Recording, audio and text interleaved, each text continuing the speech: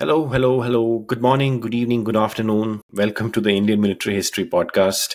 I'm your host, Vikram Dalal. And today we have with us our favorite infantry military officer, Colonel S.K. Dalal, retired from the Indian Army. Also, my father. Welcome to the show, Colonel S.K. Dalal. Thank you, Vikram. It's been a long time, and good Yes, morning, good evening to all viewers. Thanks a lot for this new interaction on the podcast. Thank you. thank you. Yeah, it's Yeah. indeed been a long time and a lot has happened. काफी कुछ हो गया है.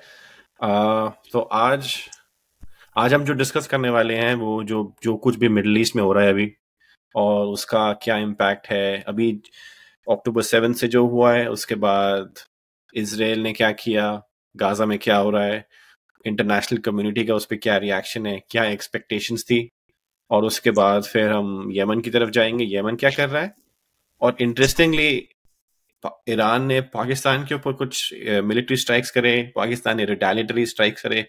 तो आज हम इसके बारे में डिस्कस करेंगे. तो basically if you could help us paint a picture of to create a context around कि क्या हुआ अक्टूबर में, क्या हुआ उसके बाद कैसे कैसे चला, और अब अभी हम कहाँ पे हैं और आगे क्या होने की आशंका है. एज फार एज हमस और इसराइल की प्रॉब्लम अक्टूबर 7 को स्टार्ट हुई थी, लेकिन अक्टूबर 7 से पहले हमस कई सालों से तैयारी कर रहा था इस लड़ाई के लिए. और हमस बेसिकली नेतन्याहू का ही खड़ा किया हुआ ऑर्गेनाइजेशन था, जिसको उन्होंने पावर दी वहां पे गजा में, ताकि गजा को कंट्रोल कर सके. हमस पिछले 2-3 साल से बड़ी तैयारी में लगा हुआ था और उसकी रिपोर्ट्स भी आ रही थी 2-3 महीने से. खास करके इजिप्ट ने भी वार्न किया इसराइल को कि हमस कुछ स्पेशल तैयारी कर रहा है, लेकिन इसराइल ने बोला कि नहीं, वो तो सिर्फ दिखावा करते हैं अपने आदमियों को खुश करने के लिए कि हम कुछ कर रहे हैं, हम कुछ कर रहे हैं, अदरवाइज उनका कोई एम नहीं है. बिकॉज उनकी अंदर खाने बातचीत, अंदर से उनकी बातचीत हमस से इसराइल की होती रहती थी. ओके. सडनली अक्टूबर 7 को हमस के तकरीबन 1500 से के आसपास टेररिस्ट कहिए या उनके अपने लड़ाकू कहिए, फाइटर्स, उन्होंने टेररिस्ट उन्होंने जो है हमला किया. इसराइल के फेंसिंग को तोड़ के अंदर घुस गए, 15-20 किलोमीटर तक अंदर गए, कुछ सिविलियंस को साथ ले गए, अपने साथ ले गए, और 200-300 के करीब सिविलियंस अपने साथ वापस ले गए वो. उसके अलावा उन्होंने कुछ लोग मारे भी, कुछ सोल्जर्स भी मार गिराए इसराइल के. Israel was caught napping. Israel सोते हुए पकड़ा गया. एक्चुअली इसराइल को पता ही लगा क्या हिट हुआ उनको. ना उनकी जो बॉर्डर फेंसिंग के ऊपर जो यूनिट्स थी वो तैयार थी, उनकी छुट्टियां चल रही थी, और उन छुट्टियों में इसराइल को ये था कि कुछ नहीं होने वाला यहाँ पे, यहाँ तो ऐसी छोटा मोटा चलता रहेगा. ये सरप्राइज अटैक जो है ये बहुत सीवियर रहा इसराइल की इमेज के लिए. खास करके लॉसेस हुए वो अलग, लेकिन इसराइल की जो इमेज थी कि Israeli defence forces IDF invincible है, उसको कोई भी नहीं जीत सकता, उसकी इमेज के ऊपर बड़ा भारी डेंट किया है हमस ने. इसका मेन इफेक्ट जो है इसका इमीडिएटली ये हुआ. इंटरेस्टिंग बात इसमें ये है कि मतलब अक्टूबर 7 को इनका वो होता है, एक फेस्टिवल होता है यम कपूर, योम किपुर या योम कपूर. ओके. तो 50 साल पहले इसी दिन पे एक यम कपूर वॉर हुई थी, जबकि इन पे बहुत सारी जगह से अटैक हुआ था. तो ये मतलब कहना कि अच्छा कि छुट्टियां हैं तो इसके दिन अटैक हो नहीं सकता, एक्चुअली छुट्टी के दिन ही अगर एनिमी अगर टारगेट करेगा तो उसी दिन करेगा कि भाई जिस दिन सबसे ज्यादा आशंका है कि आप आराम कर रहे होगे या फिर आप एकदम रिलैक्स्ड होगे, आपकी जो ऑफिसर्स वगैरह हैं वो छुट्टी पे होंगे. तो ये बहुत अजीब सी बात है कि उनने इसको एंटिसिपेट नहीं किया, या फिर उन्होंने इतना अंडर एस्टिमेट कर लिया था उनको और अपने आप को इतना ओवर एस्टिमेट कर लिया था कि भाई हमको तो कोई कुछ अटैक कर ही नहीं इसके सकता. लिए योम किपुर वॉर 1973 में हुई थी, जिसमें कि इजिप्ट ने और सीरिया ने मिलके सरप्राइज अटैक्स किए थे दोनों साइड से. गोलान हाइट्स पे सीरिया ने, और सिनाई पेनिनसुला से की तरफ से इन्होंने इजिप्ट ने. उसके अंदर उनका मेजर सरप्राइज अचीव हुआ था दोनों कंट्रीज का, और इसराइल वहां पर भी सोते हुए पकड़ा गया था. लेकिन अब इसराइल ने इन ऑर्गेनाइजेशंस को गजा के अंदर हमस को कंट्रोल दे दिया था, पॉलिटिकल कंट्रोल, एडमिनिस्ट्रेटिव कंट्रोल. और वेस्ट बैंक में भी पैलेस्टीनियन ऑर्गेनाइजेशन है जिसको कि इन्होंने कंट्रोल दिया हुआ था, जो कि गवर्नेंस वहां पे रन कर रहे थे. कुछ पैलेस्टीनियंस को इन्होंने जॉब्स वगैरह दी हुई थी इसराइल के अंदर, तो ये इनका ख्याल था कि हमने इनको एडमिनिस्ट्रेटिवली और पॉलिटिकली मैनेज कर लिया है, इकोनॉमिकली भी, और हमें उनको एक्सपेक्टेशन नहीं थी कि इतनी बुरी तरह से सरप्राइज हमें कर पाएंगे पैलेस्टीनियंस। अच्छा। इस अटैक के अंदर सबसे बड़ी बात यह है कि पिछले 5-6 साल से तैयारियां भारी चल रही थी, और अंडरग्राउंड पूरा जो गजा है उसके अंडरग्राउंड टनल्स बनाई हुई, करीब 150 से ज्यादा टनल्स हैं, जिनके अंदर की ये अपने सारे वेपन्स वगैरह रखते, सारी मूवमेंट इनकी टनल्स के थ्रू होती थी, और उसकी कानों कान इसराइल को खबर नहीं थी, और खबर थी तो वो उसको नजरअंदाज कर रहे थे, क्योंकि नेतन्याहू और जो उसकी पार्टी के जो मेंबर्स थे वो बार बार कहते थे नहीं, इनको तो हमने पॉलिटिकली मैनेज किया हुआ, ये हमारे मैनेज साथ किया हुआ। इनका लड़ने का कोई इरादा नहीं। तो अटैक हुआ, और अगर कहा जाए हमस के पॉइंट ऑफ व्यू से काफी सक्सेसफुल अटैक था, काफी जिनने ऑब्जेक्टिव्स जो उनके थे काफी कुछ अचीव कर पाए, और एकदम शॉक था आईडीएफ की इमेज को, इजरायली सोसाइटी को, कि भाई हमें तो कोई अटैक हो नहीं सकता, हम बहुत ज्यादा वो जो पावर जो पैरिटी है वो बहुत ही ज्यादा मतलब इम्बैलेंस हो गया था पावर का। Yes. तो ऐसा उनको लगने लग गया था, लेकिन ये कि अचानक से अटैक हो गया। तो उसके बाद फिर इसराइल का रिस्पांस आया आईडीएफ का, और वो मतलब ऐसा था कि अच्छा आपने एक है तो उसका 20 गुना सब कुछ, फ्लाइट से सब कुछ उड़ा देंगे, सब कुछ खत्म कर देंगे। तो कई दिन तो वैसे मतलब अभी भी चल ही रहा है, लेकिन स्टार्टिंग में उन्होंने मतलब किया अपना, और काफी एयर अटैक्स किए, और उसके बाद अंदर घुस भी गए। इसराइल ने एक्चुअली 22 मिलियन के करीब हैं उसमें, 2 million, 2 million, sorry, 2 million, 2.2 million 22 lakh Palestinians हैं गजा में। तो और वो छोटा सा एरिया, 40 किलोमीटर के का एरिया है, बड़ी छोटी सी स्ट्रेच है वो, उसके अंदर तकरीबन सभी जो है अर्बनाइज है सभी, और अंडरग्राउंड टनल वगैरह उन्होंने बनाई नहीं थी। अर्बन वॉरफेयर के अंदर लड़ाई करना काफी मुश्किल होता है, और इजरायली डिफेंस फोर्सेस इसके लिए तैयार थे भी नहीं, इसलिए उन्होंने डिसाइड किया कि हम एडवांस करेंगे, इससे पहले हम मिसाइल से और एयर स्ट्राइक से इनकी बिल्डिंग्स को गिराते जाएंगे। तो पहले उन्होंने नॉर्थ गजा को लिया, उसके बाद साउथ की तरफ बढ़ रहे हैं धीरे धीरे। तो वो धीरे धीरे करके वो एक एक करके गजा को कैप्चर करते जा रहे हैं, गजा की टेरिटरी को। उन्होंने डिसाइड किया कि हम गजा को रहने नहीं देंगे, ऐसे जिस तरह की हालत थी उस तरह अब दोबारा से इसको पनपने नहीं देंगे। नंबर एक। नंबर दो, नेतन्याहू ने क्लियर वर्ड्स में बोल दिया है बार बार कि हम पैलेस्टीनियन स्टेट नहीं बनने देंगे, जो कि अमेरिका ने इसराइल को शुरू से सपोर्ट किया है, लेकिन अब पिछले कुछ दिनों से अमेरिका भी कह रहा है कि हमें जरूरत है पीस टॉक्स की, जरूरत है हमें पैलेस्टीनियन स्टेट किसी कंट्रोल, थोड़े बहुत कंट्रोल हो शायद उनके पास, लेकिन एक पैलेस्टीनियन स्टेट वहां पे खड़ा करने की जरूरत है। यूरोपियन यूनियन ने भी बोला है कि अब हमें पैलेस्टीनियन स्टेट जो है वो खड़ा करना पड़ेगा। लेकिन इस सारे में हुआ क्या कि जैसे ही हमस के ऊपर इसराइल ने अटैक करने शुरू किए, तो अरब कंट्रीज जिनकी इसराइल से बातचीत चली हुई थी, सऊदी अरेबिया, कुवैत, सॉरी ये यूएई वगैरह, इन कंट्रीज की इसराइल के साथ डिप्लोमेटिक रिलेशंस चालू करने की बातचीत बड़े एडवांस स्टेज पे थी, वो सब बंद हो गई, और सऊदी अरेबिया, यूएई वगैरह को, सऊदी अरेबिया, यूएई और बाकी अरब कंट्रीज को विड्रॉ करना पड़ा इसराइल से बातचीत से। अब स्टेट ये है कि Saudi and other Arab states, they have openly declared कि हम ये सब हमस गजा के अंदर जो एक्टिविटीज हैं इसराइल की वो बंद हो जाएंगी, उसके बाद ही आगे कोई बातचीत का सिलसिला शुरू करेंगे इसराइल के साथ। नंबर एक। नंबर दो, ईरान का इन्वॉल्वमेंट जो आ रही है बार बार बातचीत की, ईरान का इन्वॉल्वमेंट था इसमें। ईरान, हमस के साथ ईरान का कोई रिलेशनशिप नहीं था। हमस एक सुन्नी ऑर्गेनाइजेशन है और ईरानियंस शिया ऑर्गेनाइजेशन है। ईरानियंस का जो ग्रुप है उस एरिया में, टेररिस्ट ग्रुप है, वो है हिजबुल्लाह, जो कि लेबनान में बेस्ड है। उन्होंने लेबनान से भी अपने बॉर्डर को गर्म किया हुआ है। इधर जो पैलेस्टीनियन जो वेस्ट बैंक है, वेस्ट बैंक के ऊपर भी उन्होंने थोड़ा बहुत हरकत वहां भी शुरू की हुई है, लेकिन वहां ज्यादा हरकत मूवमेंट है नहीं। ईरानियंस भी इस मैदान में कूदने को रेडी थे, लेकिन डायरेक्टली ना ईरान आना चाहता, ना इसराइल ईरान को कन्फ्रंट करना चाहता है। इसी तरह टर्की की हालत है।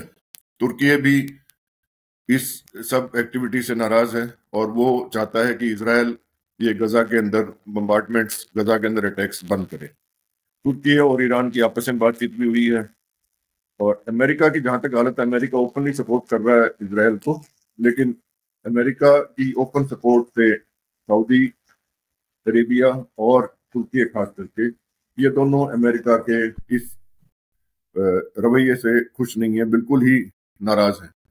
जैसे जब Blinken American secretary of state का विजिट तुर्की में हुआ, तो उनको कई घंटे वहां वेट कराया गया मिलने के लिए, और एर्दोगन ने मिलने से, प्रेसिडेंट एर्दोगन ने मिलने से भी इनकार कर दिया। लेकिन उससे एक दिन पहले ही फॉरेन मिनिस्टर ऑफ ईरान गए थे, उनसे प्रेसिडेंट एर्दोगन भी मिले, उनसे अच्छी बातचीत भी हुई, और उसके बाद उनकी डिक्लेरेशन भी हुई कि हम चाहते हैं कि इस एरिया में शांति। ये एक्टिविटीज काफी, इसके कारण, ये इजराइल के हमले के कारण क्या हो रहा है कि पूरे मुस्लिम कंट्रीज, अरब वर्ल्ड एक तरह से यूनाइटेड हो रहा है, और ईरान की बातचीत भी सऊदी अरेबिया से खुल गई। ठीक है। इसमें इंटरेस्टिंग बात ये थी, मतलब कि जैसे उन्होंने अभी एक्टिवली बम्बार्डमेंट करनी शुरू करी और बहुत ही ज़्यादा फेरोशियस तरीके से, कि मतलब ऐसे भी नहीं था कि टारगेटेड बम्बार्डमेंट, मतलब कारपेट बॉम्बिंग जिसे कहते हैं ना, कि हम हर एक जो भी चीज़ हिल रही है, जो बिल्डिंग है, सब कुछ हम उसको उड़ा देंगे। मतलब कोई टारगेटेड नहीं था, कारपेट बॉम्बिंग। तो इसमें ठीक है, जो सारी मुस्लिम वर्ल्ड है वो तो ऑब्वियसली इससे काफ़ी नाखुश है, बहुत गुस्सा है उनमें। और एक तो ये हुआ ना कि जो गवर्नमेंट्स है, मुस्लिम गवर्नमेंट्स है, तुर्की की, ईरान की, सऊदी अरेबिया की, अगर वो नहीं भी कुछ करना चाहें, उनको फिर भी दिखाना तो पड़ेगा ही कि नहीं भाई हम इसके खिलाफ हैं, हम अपनी स्टेटमेंट दे देंगे। लेकिन एक टाइम पे ऐसा आया था कि ये उम्मीद करी जा रही थी, या फिर एक आशंका हो रही थी कि शायद कोई और कंट्री गाजा पैलेस्टीनियंस के एड में आएगी, उनकी हेल्प के लिए आएगी, शायद अपने ट्रूप्स भेजें, या शायद कुछ और, या शायद उनके साथ कोई ब्लॉकेड बनाए, या फिर उनके साथ जो उनके जो रिलेशनशिप्स हैं एनर्जी रिलेटेड या फिर जो भी कॉमर्स रिलेटेड है उसको बंद करें। लेकिन ऐसा कुछ नहीं हुआ।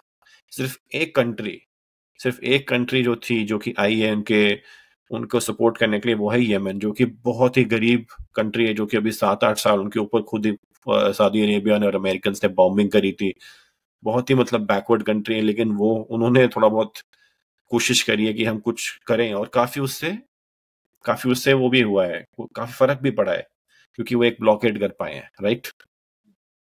ईरान इस रीजन के अंदर, इसराइल भी और ईरान भी दोनों प्रॉक्सी ऑर्गेनाइजेशन रन करते हैं, मैनेज करते हैं, इस पूरे रीजन डोमिनेट करते हैं। ईरान जैसे हिजबुल्ला लेबनान में मैनेज करता है, इसी तरह ईरान यमन से में हुतीज को मैनेज करता है, हुतीज की ऑर्गेनाइजेशन है उसको मैनेज करता है, उनको वेपन सप्लाई करते हैं, उनको ट्रेनिंग देते हैं, उनकी सब कार्रवाई वो करते हैं। इसके अलावा भी ईरान की छोटी और कुछ ऑर्गेनाइजेशन है जो कि सीरिया के अंदर फैली हुई है। इसी तरह की एक ऑर्गेनाइजेशन ईरान की पाकिस्तान के अंदर भी, जो ईरान के खिलाफ लड़ रही, और जो पाकिस्तान के खिलाफ लड़ने वाली ईरान के अंदर ऑर्गेनाइजेशन है जो कि बलूच लिबरेशन फोर्स है, वो भी ईरान के अंदर से पाकिस्तान के खिलाफ कार्रवाई करती है। ये सब ईरान मैनेज करता है as proxy. Iran does not want to get involve directly into any conflict with Israel और with any other country.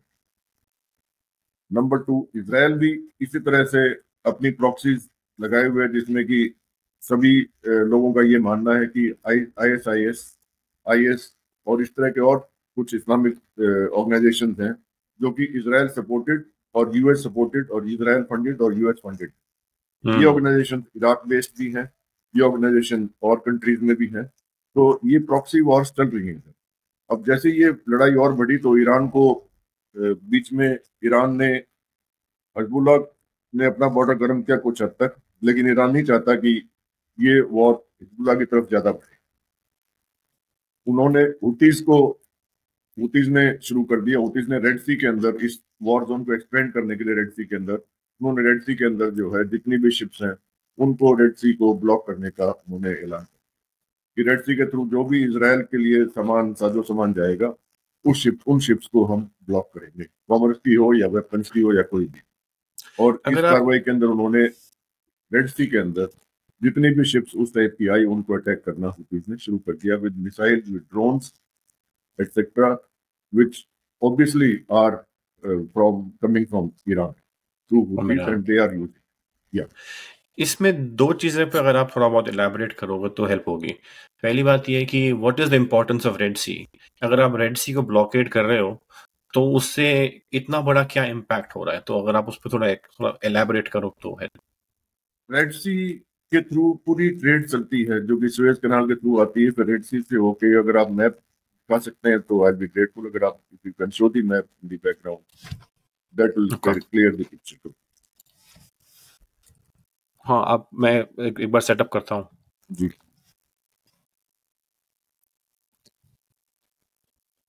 10% of world's oil trade, 10% of world's oil trade goes passes through Suez Canal, और वो सब red सी के through होके निकलती है। तो red सी के थ्रू पूरी वर्ल्ड की ऑयल ट्रेड, जैसे सऊदी, मिडल ईस्ट से जो भी ऑयल निकलता है जो यूरोप की तरफ जाता है, वो सारा स्वेज से होके जाता है। इस तरह से और भी जो शिप्स है ट्रेड की, वो सारी इसी एरिया से होके निकलती है। ओके। रेड सी को जैसे ही हम ब्लॉक कर देते, जैसे ही रेड सी ब्लॉक हो जाता है, इसराइल के लिए मूवमेंट रिस्ट्रिक्ट हो जाती है, कॉमर्स की खास। तो ये मैंने अभी मैप लगा दिया है। तो इसमें रेड सी आता है कहाँ पे? थोड़ा एक्सपेंड करो इसराइल को सेंटर में लेके। अच्छा, ये रहा आपका यमन, और पर्शियन गल्फ। यहाँ पे ये इसराइल रहा, ये रहा रेड सी। तो ये आप बेसिकली देखें, ये रेड रेड सी सी है। सुएज कनाल इसके ऊपर की तरफ है बिल्कुल, और सुएज कनाल से डायरेक्टली ये जो है रेड सी की तरफ जो है ये शिप्स आती है यहाँ से, और यहाँ से निकल के जिबौती से और यमन के बीच में से होती हुई आगे निकल, ये तो सारी अगर रेड सी से इंडियन अगर ओशन में, आप इसको इंडियन ओशन से कनेक्ट होता है ये, जो नॉर्थ राइट, की तरफ से, ये मिड सी के होते हुए ये सब शिप्स जो है यहाँ से आती तो अगर यहाँ है। से अगर आप ब्लॉकेड कर दोगे तो या बेसिकली पॉइंट ये है कि उनको यहाँ से यूरोप से थोड़ा अगर कोई इसको मैप कुछ। को स्टेबल कर दो, आप मैप को स्टेबल रखो जरा, इसमें एक और चीज देखनी है। हम्म, वही वाला खोल दो, रेड सी को थोड़ा सा ब्रॉड कर दो, और सुएज कनाल को आने, सुएज कनाल को ले। या अब सुएज कनाल जो है वो इजिप्ट से मैनेज होता है, Egypt manages the Suez canal. If you look at the Suez canal, the Egyptians after 1980 इन्होंने सुएज कनाल का कंट्रोल ले लिया था। 1980 में इनकी कैंप डेविड समिट, 1979 1980 में हुई, 1979 में कैंप डेविड समिट हुई थी बिटवीन इजराइल एंड इजिप्ट, और उनकी आपस में पीस ट्रीटी हो गई थी। उसके बाद सुएज कनाल का कंट्रोल इजिप्ट ने अपने हाथ में ले लिया, और सुएज कनाल के जो रेट्स हैं शिपिंग के, उन्होंने काफी हाई किए हुए शिपिंग की मूवमेंट के। इससे बहुत बड़ा रेवेन्यू आता है इजिप्ट को। अगर आप देखें तो एक और लिंक जा रहा है, एक और लाइक नो सी का एक और जेटिंग जा रही है, नॉर्थ वेस्ट नॉर्थ ईस्ट की तरफ हल्की सी, ये गजा के थ्रू जाती है, नॉर्थ ईस्ट की ये तरफ वाली, ऊपर को जा रही है। ये वाली। Now one of the suspicions of the world is that Israel wants to eliminate Gaza Strip from there, the Palestinian control over Gaza Strip, so that they can create another canal, which will be about digging, उसमें होगी 160 kilometre के आसपास की digging होगी। अच्छा, उस यहाँ कनाल से को ऐसे। उन्होंने प्रोजेक्ट रिपोर्ट तैयार कर ली है, और इस रूट के थ्रू वो डिगिंग करके, और सुएज कनाल का एक ऑल्टरनेटिव रूट इस जो कि गजा से निकलेगा, उसको उधर से निकालना चाहते हैं, सो दैट ये जो गजा के सुएज कनाल का जो कंट्रोल है, पहली बात तो इससे रेवेन्यू डाउन हो जाएगा, इजिप्ट का एक मुस्लिम कंट्री है बेसिकली, और दूसरी बात यह है कि इसराइल को जो है इंडिपेंडेंस मिल जाएगी, इसराइल और वेस्टर्न पावर्स को, to move their ships along from the Pacific to the Indian ocean. या ओके, तो मतलब इनकी जो जो मोनोपोली है सुएज कनाल की, उसको तोड़ने के लिए मोनोपोली यहाँ खत्म पे। हो जाएगी। सही बात। That is another reason which is suspected कि why Gaza is not cooling down. तो अगर यहाँ पे अगर देखा जाए तो यमन एक छोटी सी रैग टैग कंट्री ने इनको यहाँ पे ब्लॉक कर दिया है इस एरिया को। बिल्कुल। तो इसकी वजह से सारा जो है, तो इससे तो अगर यहाँ से शिपिंग नहीं आई तो आ रही, तो मतलब सुएज कनाल से भी नहीं आ रही होगी, हाँ, राइट? सुएज कनाल से फिर तो ब्लॉक होगी ना इजिप्ट, इनकी शिपिंग, तो इनकी इजिप्ट शिपिंग्स को तो ब्लॉक बहुत होगी नुकसान यहाँ। हो रहा होगा इसका। हाँ, इनका भी नुकसान होता है, लेकिन that is not important for as far as Iran is concern. Iran को कंसर्न राइट। है कि वो इसराइल को चोक करना चाहते हैं इस एरिया से। तो जैसे ही ये ज्यादा हीटेड एक्सचेंजेस हुए, यहाँ पे फायरिंग्स हुई, अमेरिकन शिप्स को भी फायर किया, के ऊपर फायर किया गया। तो अमेरिका ने यहाँ पे अपनी शिप्स बढ़ा दी अपनी, और अमेरिका ने यमन के ऊपर अटैक कर दिया। यमन की बोट्स को भी उन्होंने कुछ कैप्चर कर लिया, और यमन के ऊपर उन्होंने मिसाइल वगैरह, अमेरिका और यूके दोनों ने इन्वॉल्व होकर यमन के ऊपर एयर स्ट्राइक्स, मिसाइल स्ट्राइक्स की हैं, सो दैट उस एरिया से उनका कंट्रोल हटाया जा सके और उनकी जो भी मिसाइल लॉन्च साइट्स वगैरह हैं उनको डिस्ट्रॉय किया जा सके। ये उस दिन पहले हुआ है। इसके अलावा अब इससे ईरान को काफी दिनों से ये तंगी महसूस हो रही थी कि उसके खिलाफ टेररिस्ट ऑर्गेनाइजेशन जो है उसके खिलाफ कार्रवाई की जा रही है। कुछ दिन पहले उनके एक ऑफिसर को टेररिस्ट अटैक में मार दिया था, और थोड़े दिन पहले की बात है जब जनरल सुलेमानी, जो कि कुछ साल पहले जिनको मिसाइल स्ट्राइक में इराक के अंदर, इजरायली मिसाइल स्ट्राइक से उड़ा दिया गया था इराक के अंदर, जैसे एयरपोर्ट में से इराक से निकले थे वो जनरल सुलेमानी, इनके बड़े इंपॉर्टेंट उनका नंबर 2 मेजर जनरल थे, नंबर 2 या तो मेजर जनरल थे वो, और उनको उड़ाना बड़ा मेजर लॉस था ईरान। उसकी एनिवर्सरी थी, उनकी डेथ एनिवर्सरी थी, जो कि मनाई जा रही थी ईरान के अंदर, जिसके ऊपर एक टेररिस्ट अटैक हुआ।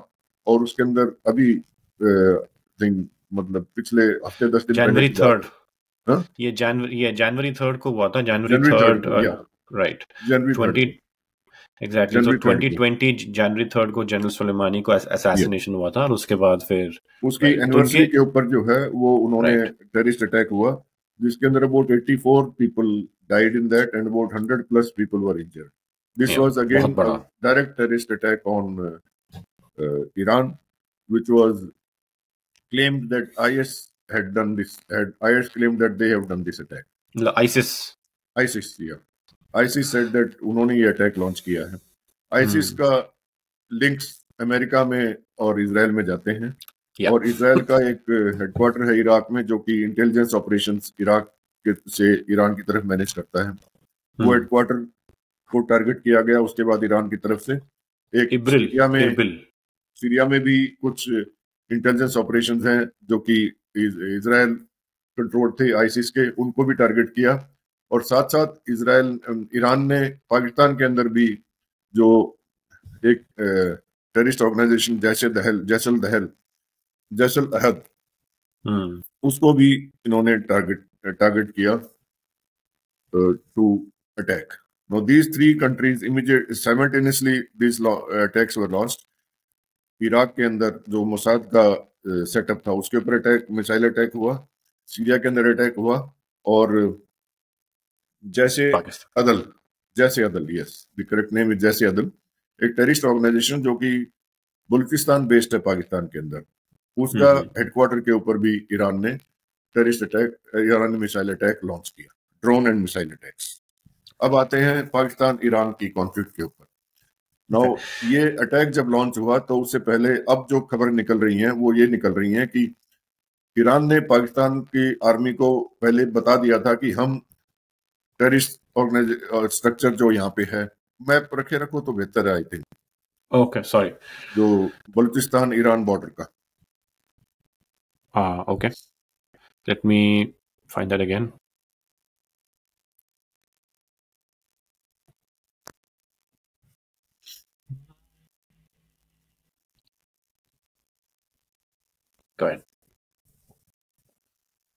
तो जैसे ये अटैक, इस अटैक के जस्ट पहले ईरान ने पाकिस्तान को बता दिया था कि हम अटैक करने जा रहे हैं, इस जैसे जैशल अदल के हेडक्वार्टर के ऊपर, और मिसाइल और ड्रोन से उन्होंने अटैक किया।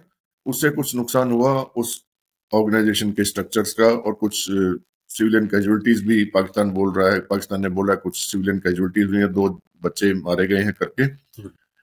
अब ये अटैक की प्रॉब्लम ये हुई कि इन दोनों की बातचीत तो हो गई थी ईरान और पाकिस्तान की, कि ईरान अटैक करेगा, पाकिस्तान ने बोल दिया था ठीक है हम ओके हैं इससे, लेकिन ये नहीं था कि ये ईरान इसको ओपन कर देगा कि हमने अटैक किया है। अच्छा, ये फियास्को ईरान की साइड से हो गया कि उन्होंने उनका अपने सम कोऑर्डिनेशन में कोई कमी थी या कुछ प्रॉब्लम थी ईरान ने डिक्लेयर कर दिया कि हमने अटैक किया इनके ऊपर, हमने इनके ऊपर जो है, क्योंकि हमारे ऊपर बार बार टेररिस्ट अटैक कर रहे हैं, इसलिए हमने इनके ऊपर अटैक हाँ, तो किया। फिर तो मतलब वो हो गया ना, मतलब पाकिस्तान गवर्नमेंट के लिए, पाकिस्तान आर्मी के लिए पाकिस्तान एक गवर्नमेंट के एम्बैरेसिंग हो लिए अब गया ना। फेस सेविंग मुश्किल हो गई। अगर वो हाँ, कि वैसे भाई ऐसे चुप कैसे रहते आपकी तो पता सॉवरेनिटी। नहीं किसने किया करके थोड़ा बहुत there was some face saving possible. Hmm. अब पाकिस्तान की सिचुएशन ऐसी है कि पाकिस्तान के अंदर जब से इमरान खान को इन्होंने अरेस्ट किया है, तो और केयर टेकर गवर्नमेंट अभी लगा रखी है पाकिस्तान के अंदर, वो केयर टेकर गवर्नमेंट पूरी की पूरी आर्मी चीफ जनरल असीम मुनीर के नीचे काम करती है, और हम्म। पूरी कंट्री को असीम मुनीर ने ही कंट्रोल किया हुआ है। नहीं। आर्मी की अपनी जो पॉपुलैरिटी है वो लोएस्ट लेवल पे है पाकिस्तान के अंदर आज के दिन, हम्म। और आर्मी इसको चुपचाप बैठे देख नहीं सकती थी, क्योंकि आगे पाकिस्तान जो पब्लिक है उनकी आम भावना ये है कि पाकिस्तान आर्मी, सॉरी, इसराइल और अमेरिका के कहने पर इसराइल और अमेरिका की पिट्ठू है, और इसराइल और अमेरिका जो बोलते हैं वो करती है। राइट। और इस इमेज को दूर करने के लिए नहीं, हम अपने आप से भी डिसीजन ले सकते हैं। पाकिस्तान को जरूरी हो गया कि वो काउंटर अटैक करें ईरान के ऊपर। हम्म। पाकिस्तान ने ईरान के अंदर पिछले कई सालों से बलूचिस्तान लिबरेशन फोर्स के ऑर्गेनाइजेशन के कई जगह, ईरान पाकिस्तान बॉर्डर के ऊपर कई जगह उनके अड्डे हैं, उनके ऊपर 48, ये 16 जनवरी को अटैक किया ईरान ने। 48 घंटे के बाद पाकिस्तान ने मिसाइल्स और ड्रोन से हमला किया on the terrorist, on the basis of BLF in Iran. This is what Pakistan has claimed. Hmm. Iran का क्लेम ये है कि नहीं, इन्होंने हमारे जो सिविलियन एरियाज उनके ऊपर अटैक किया, और कोई ईरानियन नहीं मारा गया, लेकिन जो फॉरेनर्स थे वो मारे गए। ईरान का ये तो कहना है। हाँ, तो अब इसका क्या सीन है अभी आगे, क्या मतलब अब ये इसका अगर ईरान काउंटर अटैक करे? बैकग्राउंड में जाएं तो जो ईरान पाकिस्तान बॉर्डर है, इसके दोनों साइड पे बलूच हैं। जो बलूच जो पॉपुलेशन है, that is split on both sides of the border. ये यहाँ पे। Okay. This problem has always been there कि बलूचिस ईरान के अंदर उनका झगड़ा रहा था। जब शाह ऑफ ईरान रूल करता था तब उनका बड़ी लंबी चौड़ी इंसिडेंसी चली थी कि बलूच लोग कहते थे कि हमें अपना इंडिपेंडेंस चाहिए, हमें पर्शियन लैंग्वेज हमारे ऊपर मत थोपो, हमें बलूच लैंग्वेज में पढ़ाई करनी, हमें अपनी नेशनलिज्म का ख्याल रखना है। Whereas Shah of Iran wanted कि पर्शियन नेशनलिज्म ओवर डोमिनेंट हो। That is why there was a major insurgency in Iran controlled Balochistan part on the Iran तो Pakistan border. अभी Similarly फिर on the आगे Pakistan side, yeah. Similarly नहीं on तो the Pakistan side, yeah. मेरा सवाल तो ये था इसमें अभी, ठीक है, इनकी जी। इनने अटैक किए, इनके पहले इनकी कोऑर्डिनेशन थी, लेकिन लेकिन ईरान ने पब्लिसाइज कर दिया, तो अब उनके लिए फेस सेविंग हो गया, तो उनको काउंटर अटैक करना पड़ा। अब ईरान ने भी फेस सेविंग कर लिया कि भाई ठीक है, तुमने इन्हें अटैक किया, लेकिन ईरानियन कोई नहीं मारा गया, जो कि मरे हैं वो फॉरेनर्स की डेथ अब हुई है। प्रेजेंट तो अब सिचुएशन, आगे क्या कुछ काउंटर yeah, स्ट्राइक कर सकते हैं yeah, कि आगे इसको यहीं पे yeah. स्टेबलाइज हो जाएगा I'm इनका? just coming to the present situation. Present situation is कि तुर्की has requested both Iran and Pakistan to cool down, to cool tempers. China ने दोनों को बोला रेस्ट्रेंट दिखाएं। इसके अलावा सऊदी अरेबिया ने भी बोला है कि रेस्ट्रेंट दिखाएं। और जैसे ही पाकिस्तान ने अटैक किया, पाकिस्तान ने बोला कि हमने बदला ले लिया है। ईरान ने बोला कि नहीं, हम नहीं चाहते कि हमारी पाकिस्तान से लड़ाई हो।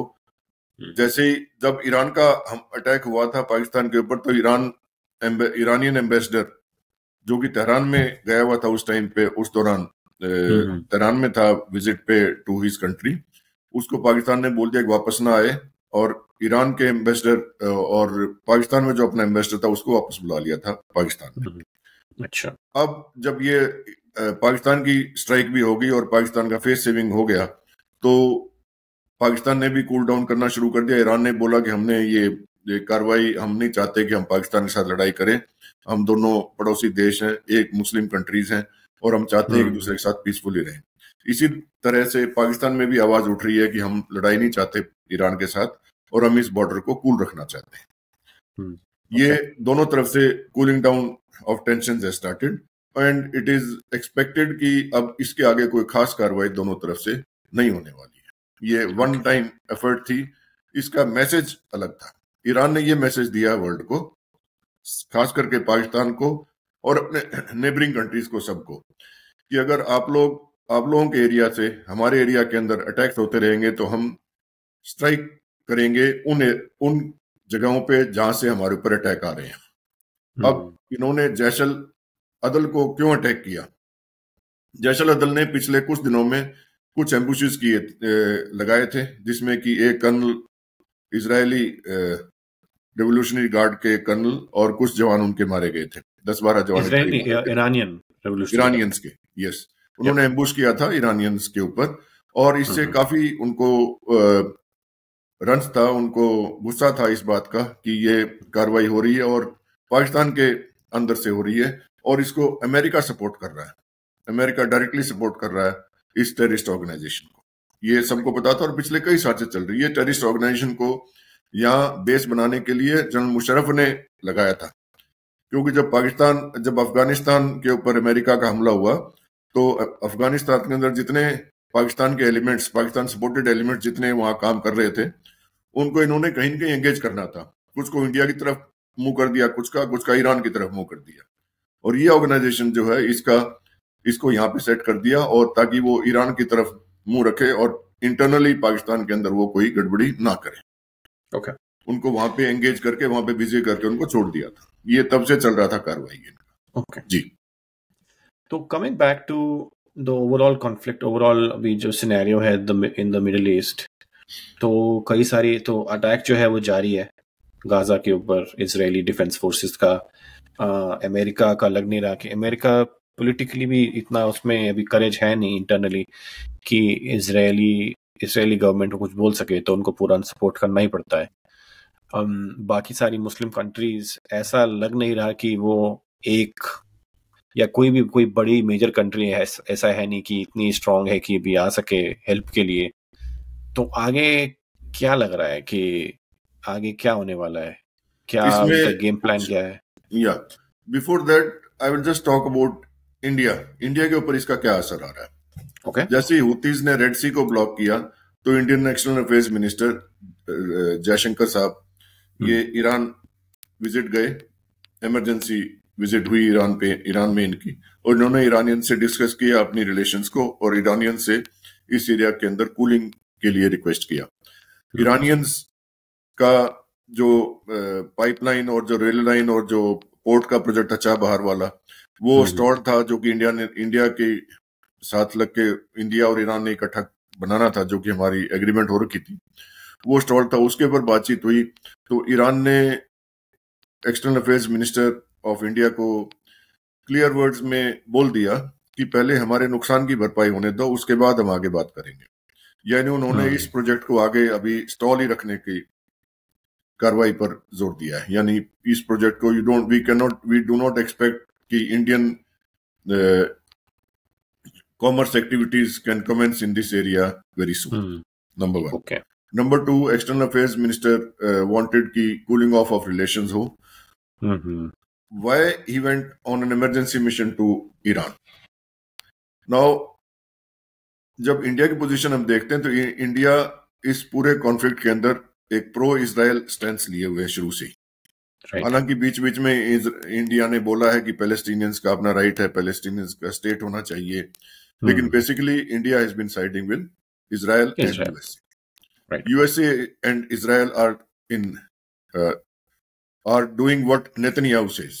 जो नेतन्याहू बोलता है, चाहे यूएसए के इंटरेस्ट में हो या ना हो, but USA agrees with that. That is the state between Israel and USA. वो उनको करना ही पड़ता है क्योंकि पॉलिटिकली इतना पॉलिटिकली बहुत इन्फ्लुएंस है इजराइल का। तो इंडिया को भी ये मैसेज था इसमें, जब ईरान ने अटैक किया पाकिस्तान के ऊपर, इंडिया को मैसेज था कि if you there is a need to stay within limits as far as this conflict is concern. अगर इस कॉन्फ्लिक्ट के अंदर आपकी इन्वॉल्वमेंट कुछ होगी तो we will have a right to attack your areas also. This is a message which has gone as far as India also. तो India का तो कोई खास रोल है भी नहीं ना, मतलब इसमें ठीक है, इनका कॉमर्स की जो रेड सी पे जो ने ब्लॉकेड लगा रखा है यमन ने, उससे कॉमर्स से पे इम्पैक्ट हो रहा है इंडिया पे। वो तो सारी कंट्रीज पर बहुत सारी कंट्रीज पे हो रहा है। आज के दिन इतना ही है, लेकिन क्या है कि ये जो जंग है ये एक्चुअली थर्ड वर्ल्ड वॉर की तैयारी चल रही है। अमेरिका एक तरफ और रशिया और चाइना दूसरी तरफ, चाइना कह लीजिए मेन एडवर्सरी, रशिया अभी फ्रंट में है। तो सभी कंट्रीज, पूरे वर्ल्ड के जो मेजर पावर्स हैं, USA and the western powers and Russia and China, ये लगे हुए हैं इस मिडिल ईस्ट के अंदर अपने अपने अलायंसेस को स्ट्रॉन्ग करने के लिए। And this is the main reason why Imran Khan has been removed from prime ministership of Pakistan, क्योंकि अमेरिकन साइड को, वेस्टर्न पावर्स को पाकिस्तान में आर्मी का कंट्रोल चाहिए। डेमोक्रेटिक कंट्रोल होने से पाकिस्तान जो है वो न्यूट्रल हो जाएगा, और जिससे कि मेजर लॉस होगा अमेरिकन अलायंस को। That is why this people say कि इमरान खान आ जाएगा पावर में, it is very seriously doubted, because the army can not allow Imran Khan to come to power in Pakistan in the very near future, number one. Number two, इसके मैं effects बतला रहा हूँ world war की तरफ जा रहे हैं हम, जैसे उसकी अलायंसेस की तैयारियां चल रही हैं सभी की। ईरान इस रीजन के अंदर अपनी अलायंस बना रहा है, इजराइल अपने आसपास के जो भी एरियाज हैं उनके अंदर जो उनके एनिमीज हैं उनको सॉर्ट आउट करने में लगा हुआ है। तुर्की अलग से अपनी अलायंसेस बना रहा है और तैयारी कर रहे हैं। सभी कंट्रीज आज के दिन बगैर कंट्रोल के, किसी का कोई इंटरनेशनल कंट्रोल नहीं है, कोई यूएन का कोई कंट्रोल नहीं है, यूएन कंट्रोल इज जीरो। और सभी कंट्रीज लगे हुए हैं कि कैसे कैसे हम अपनी अलायंसेस बनाएं, अपने आप को स्ट्रॉन्ग करें और more and more weapons, more and more equipment अपने साथ रखें, ताकि कल को लड़ाई हो तो हम तैयार। yes. इसका रीजन ये भी है ना कि अमेरिका जो है वो भी, it is being considered as a declining power, कि भाई चाइना जो है उभर रहा है, अमेरिका धीरे धीरे नीचे जा रहा है। तो एक वो जो पहले एक सुपर पावर का वो था कि एक पावर, यूनिपोलर वर्ल्ड, तो अभी मल्टीपोलर वर्ल्ड की तरफ जा रहे हैं। तो फिर जो अलायंसेस हैं कि भाई कौन किसके साथ खड़ा है, उसकी तरफ वो एडजस्टमेंट्स कर रही हैं सारी कंट्रीज अपने हिसाब से। तो अभी तो ठीक है, तो लॉन्ग मतलब थर्ड वर्ल्ड वॉर की तरफ मतलब पॉसिबिलिटी है, क्योंकि काफी सारी जगह अभी इश्यूज आ रहे हैं। अभी एक और हमें पॉडकास्ट करना पड़ेगा ताइवान के ऊपर, क्योंकि वो एक ताइवान की जो गवर्नमेंट अभी इलेक्ट हुई है वो प्रो डेमोक्रेसी है, तो वहां पे भी एक कॉन्फ्लिक्ट आने की बहुत ज्यादा आशंका है कि चाइना जो है ताइवान के ऊपर इन्वेड कर सकता है। तो एक और फ्रंट वहां पे खुलने की आशंका है। But to close the topic on अभी गाजा और मिडिल ईस्ट, तो व्हाट डू यू सी कि अच्छा अगले 1 महीना या अगले 3 महीने में आईडीएफ और गाजा और जो लिमिटेड एरिया है और साथ में येमेन वगैरह जो ब्लॉकेट है, उसको आप कैसे देख रहे हो? To my way of understanding, Yemen का ब्लॉकेड इतनी जल्दी नहीं छूटेगा। यूएसए या अरब या यूके या इजराइल इतनी जल्दी यहाँ रेड सी को नहीं कर पाएंगे safe zone for their shipping, number one. Number two, as far as Israel and Gaza is concerned, this war is going to continue for quite some time, for some months at least. Gaza is not going to fall down totally. Right. Number three, Turkey is waiting, and we may see after another 2-3 months, Turkey may start getting involved in indirect way, at least in the after the next 2-3 months also wait करेंगे शायद। उसके बाद तुर्की भी इस war में involve होने के उसके भी चांसेस बड़े ब्राइट हैं। ईरान डायरेक्टली इन्वॉल्व होगा जैसे ही, तो ईरान को मालूम है कि अब ईरान के ऊपर हमले शुरू हो जाएंगे, इसलिए ईरान डायरेक्टली इन्वॉल्व होने से बच रहा है। ईरान सिर्फ प्रॉक्सीज को लगा रहा है आगे, और प्रॉक्सीज के ऊपर ही अमेरिका भी ईरान के साथ नहीं डायरेक्टली आना चाहता, बिकॉज उसके अंदर वो कन्फ्रंटेशन अगर अमेरिका या इजराइल की ईरान से डायरेक्ट कन्फ्रंटेशन हो जाती है, that means the world war has started. That stage, America also does not want that stage to be reached. इसमें जो एक कंपोनेंट जो हम नहीं डिस्कस कर पाए वो है रशिया और यूक्रेन वाला, क्योंकि यूक्रेन जो है अभी अपने आखिरी उस पे है, मतलब आखिरी मकाम पे है। सोनेट्स लास्ट लेग्स, कभी भी उनका मतलब खत्म हो सकते हैं। और जैसे यूक्रेन खत्म होती है और रशिया के जो रिसोर्सेज हैं इतने सारे, जो उन्हें अपने मिलिट्री और अपना मिलिट्री इंडस्ट्रियल कॉम्प्लेक्स, जो अपने फैक्ट्रीज वगैरह जो उन्होंने कर रखी हैं, जैसी वो फ्री अप होती हैं तो उससे काफी मदद मिल सकती है ईरान को, अगर आगे, और मतलब जो ईरान और उसकी प्रॉक्सीज को in terms of weapon systems, air defence systems, इस तरीके से, जो कि बहुत ही जो पावर का जो इम्बैलेंस है उसको काफी बैलेंस करने में हेल्प कर सकता है। तो वो एक टाइमिंग का भी काफी मतलब इंटरेस्टिंग रहेगा कि वो कितना देर तक चलता है, कितना जल्दी वो यूक्रेन खत्म होता है। Let me just talk about Iran first. Iran ने पिछले 10-12 सालों के अंदर अपनी वेपन्स को, अपने अपने फोर्सेस को, अपने इक्विपमेंट को, अपने वेपन्स को काफी मॉडर्नाइज किया है. Iran is now in the lead in drones, in making manufacturing drones. India के पास वो ड्रोन टेक्नोलॉजी नहीं है जो ईरान के पास है.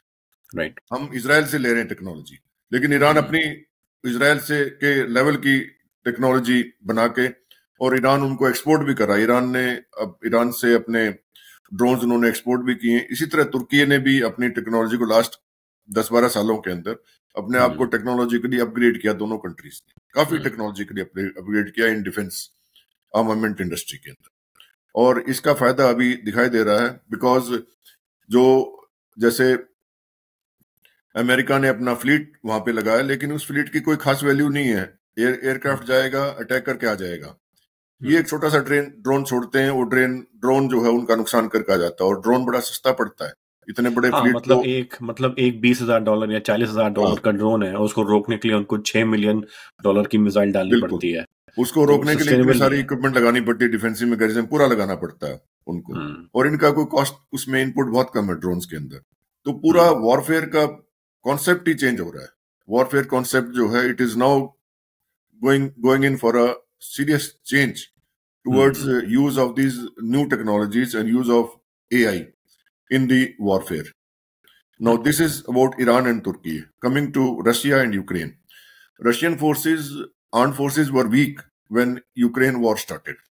Right. रशिया एक्सपेक्टेड कि हम जल्दी इनको खत्म कर देंगे, लेकिन रशिया को शुरू में बड़े लॉसेस हुए, और उनको रियलाइज हुआ कि तुम लोग, आपकी हमारी जो ऑर्गेनाइजेशन है, हमारी जो स्ट्रक्चर है आर्म्ड फोर्सेस की, that is not geared up to fight, to battles of this kind. Russians ने पिछले 2-2.5 साल के अंदर यूक्रेन की लड़ाई के अंदर अपने आप को, अपनी फोर्सेस को रिस्ट्रक्चर कर लिया है, अपनी फोर्सेस को ट्रेन कर लिया, और रशियन फोर्सेस टुडे आर, उनका मोरल बड़ा हाई है, और वो क्वालिफाइड है, ट्रेन्ड है to take on any other operations also. Russians today have gained from Ukraine war. They are a much stronger country and a much stronger military today than they were economically and militarily. Both and militarily, yes. Or actually, they are one of the strongest military forces in the world right now. In the world today. क्योंकि now they have a battle hardened army. जब अगर आप America की बात करो, भाई हम बोलते हैं कि अमेरिका जो है has been in wars for the last 30 years, but जो उनकी wars है वो क्या है? That's been with these terrorist organizations, या फिर अमेरिका ने कोई वॉर ढंग से जीती नहीं आज तक कोई बाहर. अगर मतलब उन्हें ठीक है, अगर उन्हें जो उन्हें किया भी है वो ऐसा है कि अच्छा मतलब अपने एयरक्राफ्ट भेजे, बॉम्ब डाल के आ गए, लेकिन जो एक्चुअली ट्रूप्स भेजना और वो सब है, वो इनके बैटल हार्डन ट्रूप. जो लास्ट वैसी वाली जो वॉर है जिसमें टैंक वॉरफेयर किया, वो था फर्स्ट इराक वॉर या फिर सेकेंड इराक वॉर.